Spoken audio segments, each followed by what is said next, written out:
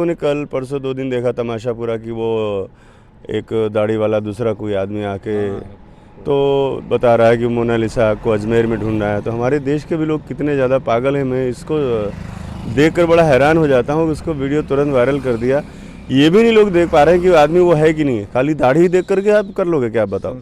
2 दिन पहले जब वो उसका एक रील आया था मुल्ले का, तो आप सोचिए कि वो उसकी दाढ़ी छोटी छोटी, बाल भी छोटा है और शक्ल भी अलग है उसकी। मैं चिल्लाते रह गया कि भाई ये नहीं है, वो नहीं, लेकिन किसी ने नहीं सुनी। सब ने चला दिया भाई, सब ने चला दिया। तो किया आपने कि मैं लगातार बोलता रहा कि भाई ये आदमी नहीं है, वो है ही नहीं। और ये अजमेर में क्यों आ जाएगा वो यहाँ के जोधपुर कैसे आ जाएगा? उसकी इतनी हिम्मत कि यहाँ आ जाए। वो तो केरल में ही छुपा रहेगा ना। केरल में ही तो उसको सपोर्ट मिला हुआ है, वहाँ शरण मिली हुई है। और आगे का जो है मामला मैं आपको थोड़ा क्लियर करना चाहता हूँ। चूँकि FIR दर्ज हो गई है, तो थोड़ा सा यहाँ की पुलिस ना मध्य प्रदेश की थोड़ा सा लेजी है, थोड़ा लेजी चल रहा है मामला। और कहीं यूपी की पुलिस होती अगर इस मामले में, तब तक बड़ा एक्शन ले लेती। इसका फ़ायदा उठाते हुए उस मुल्ले ने क्या किया है, जिहादी ने, वहाँ पर इसने एंटीसिपेटरी बेल डाल दी थी। अच्छा। और वहाँ माननीय न्यायालय ने पूछा कि यहाँ पुलिस से भाई कौन सा मुकदमा आपके यहाँ है, तो लेकिन यहाँ से जवाब जाने में देरी हो गई।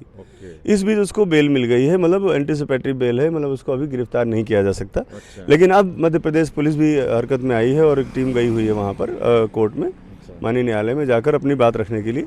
तो मतलब मामला भी लीगल प्रोसेस में आ गया है। और 2 अधिकारी जिन्होंने फर्जी दस्तावेज बनवाने में, CMO वहाँ के और तहसीलदार, उनको भी वहाँ से निरस्त कर दिया है वहाँ की सरकार ने। तो मतलब मामला गंभीर है, देशव्यापी है, राष्ट्रव्यापी है और देश की संप्रभुता से जुड़ा हुआ है। और मैं ये बात जब शुरू में बोल रहा था, तब लोगों को लगता था कि ये कोई अपनी भड़ास निकालने के लिए या अपनी पब्लिसिटी के लिए या इसके लिए कर रहे होंगे।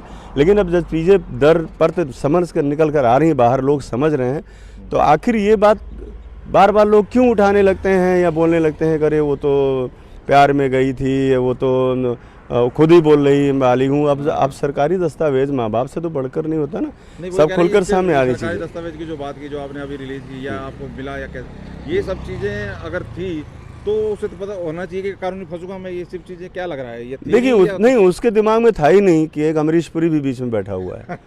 तो मैं इस प्रेम कहानी में अमरीश पुरी की तरह से कूद गया, क्योंकि ये लव जिहाद था, ये ट्रैप था, ये एक जाल था। और मैं लड़ता रहा, लड़ते ये लड़ाई में यहाँ तक लेकर के आ गया हूँ कि आज चीज़ें, बहुत सारी चीज़ें आईने की तरह साफ हो गई हैं। और लोगों को ये भी पता चल गया है कि सनोज मिश्रा जो बोल रहे थे वो गलत नहीं था।